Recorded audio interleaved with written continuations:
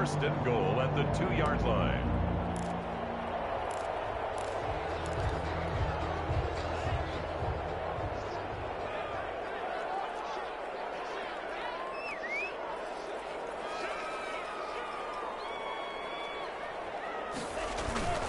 They'll try to run with Breida, and he'll get into the end zone. Touchdown, Minnesota.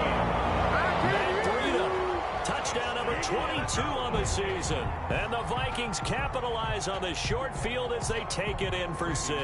On for the point after is Randy Bullock.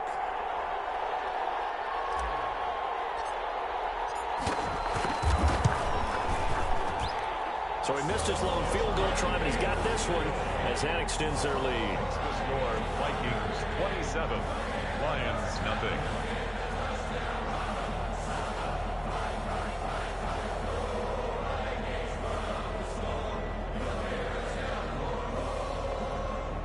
Randy Bullock set to kick off. Now Bullock will send this one away after the touchdown. And this carries into the end zone. And they'll bring it out to the 25 as Agnew elects for the touchback. 25-yard line.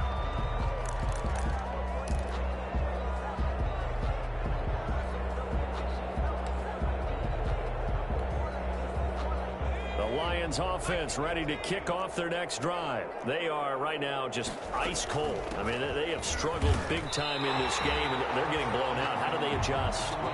So tough because we always talk about it being a team game, and you need all 11 working well together. But every now and then, partner, you need that one guy who could make a play against all odds that maybe can ignite things. And I think that's what they're looking for right now. Yeah, you talk about going to your playmakers. They probably need to do it. Find someone that you're used to touching the football that makes big plays and give them that opportunity to maybe wake up everyone else. After the loss to start out, here's 2nd and 11. From the shotgun, he'll look to throw. Pressure coming from the Vikings, and they get there and bring him down. Daniil Hunter in there to get him, and on the season now, that is 9 sacks for him. And it's 3rd down.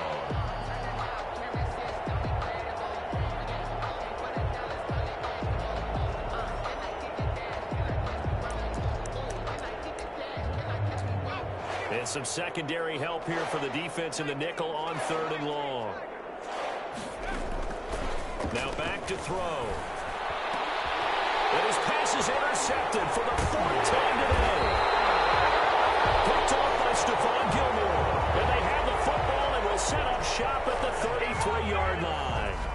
Charles, are you kidding me? 4 interceptions? I mean, that's a good season for a lot of defensive backs. A lot of reason to get voted into the Pro Bowl. When you have 4 in one game, I mean, talk about a campaign slogan, right? I got 4. Send me to the Pro Bowl, guys. What a game we've experienced watching this one.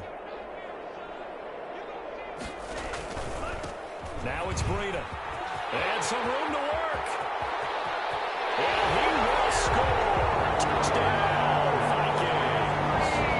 Matt Breida with touchdown number 23 here on the year. And the interception by the Vikings D leads to a touchdown. So here come the Vikings now as they'll again go for 2. They'll try and throw for it. The quick slant caught. And, boy, talk about adding insult to injury. He's into the end zone to tack on 2 more. Lions nothing.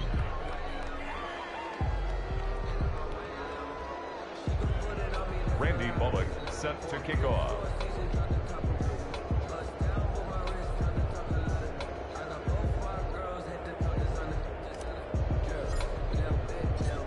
Now Bullock will send this one away after the touchdown. Fields it in the middle of the end zone. And they'll bring it out to the 25 as Agnew elects for the touchback. 25-yard line.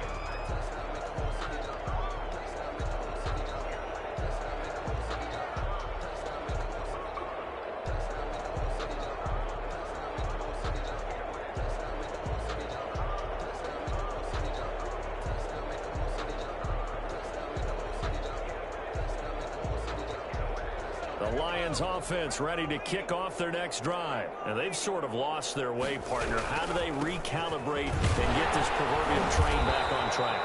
Well, this is where leadership really comes into play.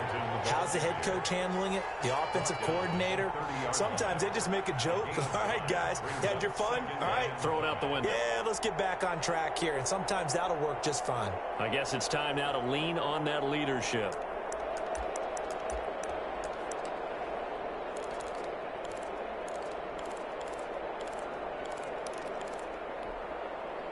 Ball on the 30. They'll come up with a 2nd and 5. Off the play fake. He'll look to throw. And that'll be incomplete. Took a pretty good shot as he tried to pull that one in. Couldn't hang on. 3rd down. Another attempt, another incompletion. And when I look at the scoreboard and where we are in this game, it comes to mind that they have to start getting the ball in the hands of their playmakers. Throw it to the guys that maybe can take a short pass and turn it into a long gain or make people miss downfield. They've got to have points. And the guys who can put the ball in the end zone, they're the ones that need to touch the ball. He'll look to throw. And he comes back with one complete. There he goes, right side. Touchdown, Detroit. A big play there with touchdown number 8 on the year. And the Lions are in for 6. For the point after. It was 3rd and medium. They popped the short pass, looking to pick up the first, accomplish that mission, and then they accomplished a lot more on that mission all the way for the score. Let me focus in on one word you used, pop, right? They popped the short pass, and then what happened after that? They popped the big run. Because now, once he caught it, didn't have anyone else in the vicinity to bring him down, and he takes off, and he kept going. Nice gutsy call, even better execution.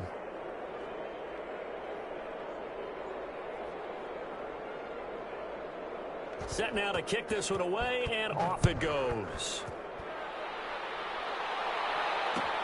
Takes this about 5 yards deep. And ultimately, he stopped right where he would have been if he had simply gone down to a knee at the 25. 25-yard line.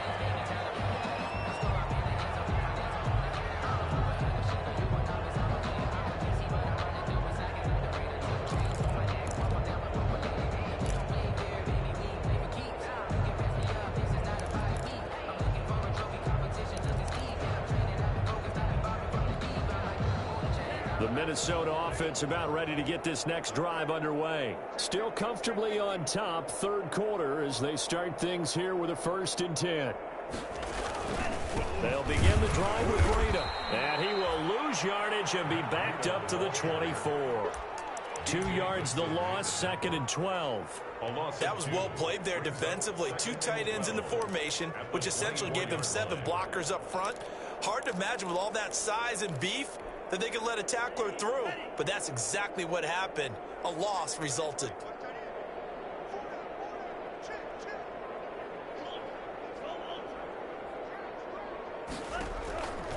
They'll set up a throw. Oh, it's a screen pass. That's complete. And past the 40 before he's out of bounds. It's a pickup of 17 and a 1st down. Well, I certainly don't want to pile on, but this defense has just not been up to the challenge in this game, and this continues as we see here. Coverage, not been very good, soft in spots. There's an easy throw and catch for another 1st down.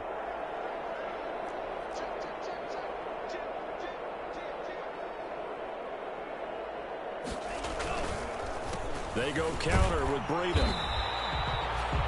2 yards on the pickup there. It'll be 2nd and 8. He's brought down at the 42-yard line.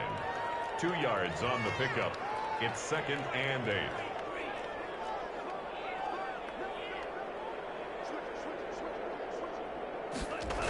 They run again with Breida.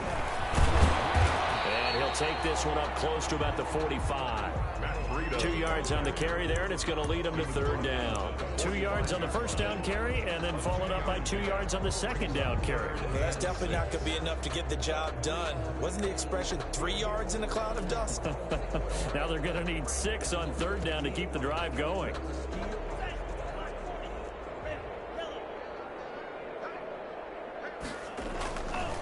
They'll look to throw here.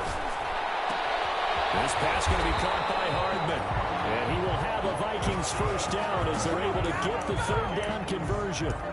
Second catch for him today, and it'll wind up a first down. And at the 46-yard line.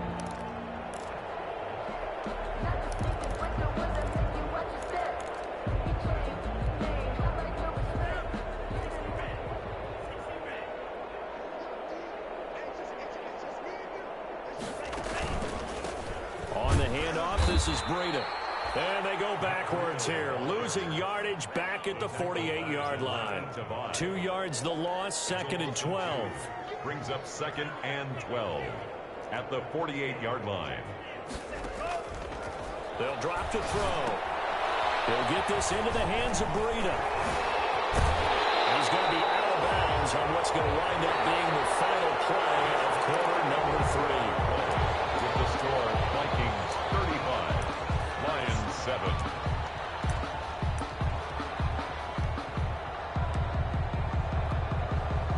So first and 10 now from the 30.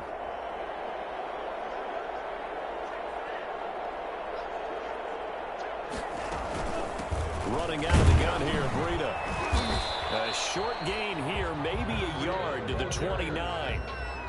Run blitz there defensively, something we might see more of here in the fourth quarter. I think we'll see a lot of it, and the difference between that and a pass blitz, you're just trying to get to the quarterback. You're trying to scheme someone open who will get to the QB and make sure he gets on the ground. In a run blitz, you're actually trying to cover up gaps, trying to cover up holes so they can't run the football.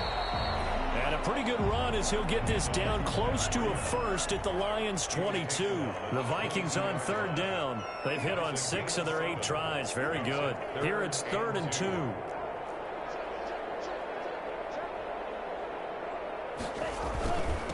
Now a give to Breida. He's got the first down inside the 10. And he'll get into the end zone. Touchdown, Minnesota. Matt Breida with another touchdown, number 24 on the year. And this offense continues to pour it on as that lead just swells and swells. Look, this has been dominance in all 3 phases, offense, defense, and special teams. So don't we have to give a lot of credit, not just to what we've seen today, but the preparation in advance, coaching staff, commitment by the players to the game plan, and being ready to go in this one? You're exactly right. Clean sweep. And, boy, they're going to celebrate this one after it's over. And on the other side, this is the game film you just flush and never go back and review. I think this is just going to be a function of the times we live in now. Very similar to the bat flip in baseball. Everyone's got to start to get comfortable with this. But to me, this is just rubbing it in. You got a big lead. Go ahead and take the extra point. One thing to keep in mind, though, karma's still out there. And sometimes it has a way of catching up with you. Defensively, you said coming in earlier in the broadcast, the magic number was 20 points for you. That's what you thought they would have to hold this offense to, or less than that. And, wow, they've done that in a big way, haven't they? Not only have they done it, they put themselves in a great position to win this one because holding them down was paramount. If they could get it done, well, guess what? We see the end result. Right now, they have their eye on victory. And leading here in the 4th.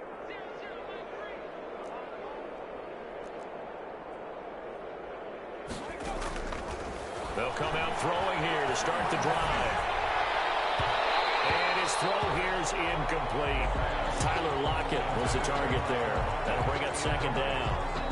At this point in the game, they've got to continue to try anything they can. They're still working at it, even though this one feels like a lost cause. The throw over the middle, taken in. And he's taken down, but able to slip across the 35. 12 yards there and a first down. If you're going to blitz, likely going to leave you in man coverage with this guy, and that is less than ideal. It is because just about any offense that has an elite receiver, if you blitz and have him in man coverage, you're going to him, even if he has an... And my goodness, another interception. Picked off at about the 31. And he'll take this across midfield and inside the 45. And you have to wonder, Charles, in a game like this, 5 interceptions, what does this do to the psyche of a young quarterback? Well, based on the fact that he's still out there and he threw a 5th interception, I'm wondering if his head coach believes that he's really strong mentally and wants him to play through it. because otherwise you need to get him out and fight another day, because this could leave lasting damage if he keeps throwing interceptions.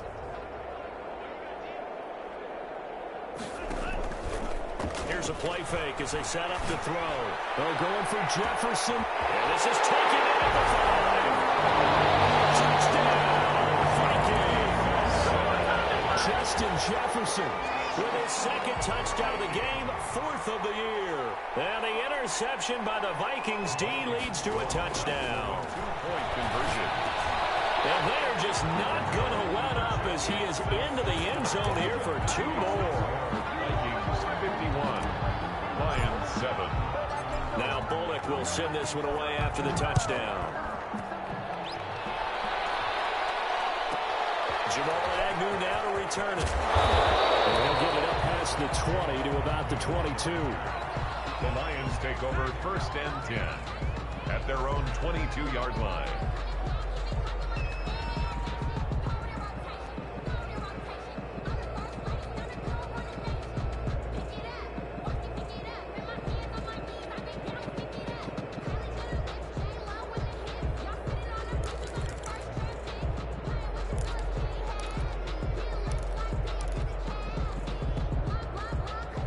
Lions offense ready to kick off their next drive. Remember, they have won 3 straight, but getting to 4 straight does not appear to be in the cards as they are in a big 4th quarter hole.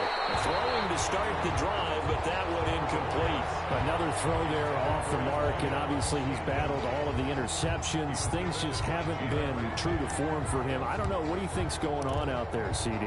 That's a great question, and my suspicion is he's been coached really well to not show that he's having a problem. You know, they always tell you no matter what, you keep throwing the football with confidence. Well, we're not seeing a confident thrower right now. He's off balance, the passing game's off balance, and the defense is taking advantage. It's a 1st down on a gain of 10. 1st down. Washington now out of the gun. And this will wind up a Lions 1st down as the tackle made it about the 43-yard line. Taken down at the 43-yard line. On 1st down, he'll drop to throw. Now they set up the screen. That's complete. And the play goes nowhere. Losing yardage back near the 40 at the 39. Not what they had in mind there. That's going to go as a loss of 4. 2nd and 14. They'll tussle for it, and this is going to be caught. The pass. And this is going to turn into another 1st down as the tackle is made at the Vikings 42. They run from the shotgun with Washington. 1st down. They give him 4 yards there. It'll be 2nd and 6. Tackle made at the 38-yard line. 4 yards on the pickup. 2nd and 6. And that is incomplete. A lot of force bearing down on him there. He could not hang on. It's 3rd down. Well, it just seems like all game long there hasn't been a lot of sync quarterback to wide receiver on this side of the football. They haven't been on the same page, quarterback and receivers. Heck, they haven't been on the same grease board when you draw plays up. They haven't been on the same surface tablet that you look at on the sidelines. Nothing's worked for them. They've got to find a way to start matching each other's movements. It'll be intercepted. Picked up by Jalen Ramsey. And a big turnover there as his guys will get the football back. Yet another mistake after the interception there. And, gosh, you look up at the scoreboard. They just got to be thinking this one cannot get over fast enough. It certainly can't. And also what happens when you get this big of a deficit, you're supposed to make all the right throws, right? You're supposed to try and obviously get the ball to your own guys. But being down this big, you also take even more chances. And in this situation, that hasn't paid off for them at all. On the other sideline, jubilation and laughter. They'll try and start this drive in the air. That's caught by the tight end, Irv Smith Jr. And they're going to get this beyond the 40 before he's taken down. A well-executed 22-yard gain. 2-yard line.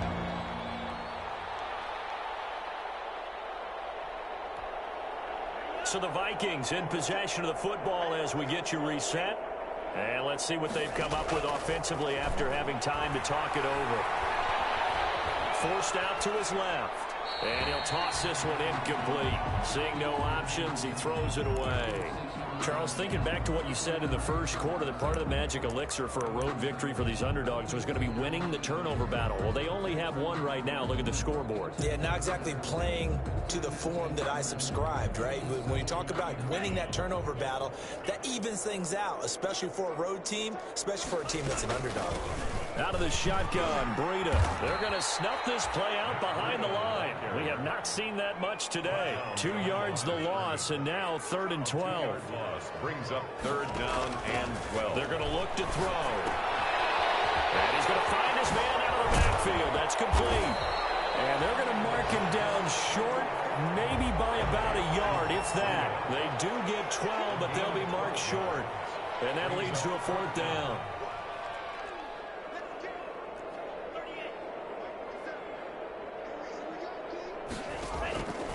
Now a shotgun snap as they'll look to throw. Flushed out right. He may try and run for this. And he'll go down inside the 45 before going out of bounds. 5 yards on the scramble, and that's enough to pick up the first. Not totally home free yet, but it's looking good as they come up 1st and 10. Now a give coming right is Breida. And he'll get it down to the play to the 37. It's a 6-yard pickup, and it gets him to 2nd and 4. It's a pickup of 6. That one looks like he'll throw here. Oh, there's that man again. It's complete. And this won't be enough to pick up the first. A gain of 2, 3rd and 1. The Vikings going to signal for their first of their timeouts. It's just their first. They've got 2 more to use here in the final stages. Eluding the pressure right. He's going to let this go. Back to the end zone. And a big turnover there as his guys will get the football back. A young quarterback, Charles, rolling to his right. And I know he's right-handed, but is that one that maybe a veteran sticks in his pocket? I think so, but you have to remember with young quarterbacks, it may take a few years before they get all the stuff out of them that they did earlier in their career or even in their college days when they were used to being dominant. In this case, the NFL veteran defense ended up winning the battle.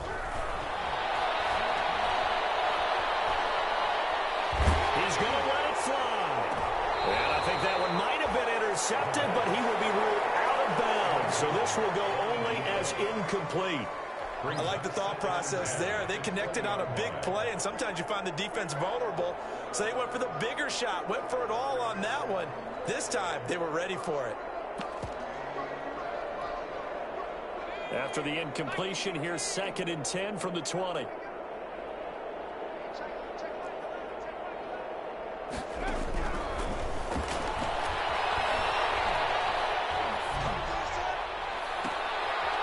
now here's another interception. Picked up by Stephon Gilmore. 2nd down pass. Intercepted. The Vikings take over 1st and 10. At the 32-yard line. From the 32 now. Here's 1st and 10. Trying to shake off the interception from the last drive. He'll look to throw. And that'll be incomplete with 11 seconds remaining now. Mecole Hardman, the intended target, but it'll be 2nd down. 2nd down and 10. Here's 2nd and 10 now from about the 32. They'll let this go for the end zone. And give them another 6. It's caught for a touchdown. And the blowout continues. Well, this is long since over, and some might see this as overkill. But remember, this is a team that puts on the hard hats, grabs the lunch pail, and tells everyone, we're going to give you a full 60 minutes. And that's exactly how they're playing this one out. Escaping the pressure right. And a double team is intercepted. Inside the 5. And a short return will be stopped inside the 10 at the 8-yard line. 7.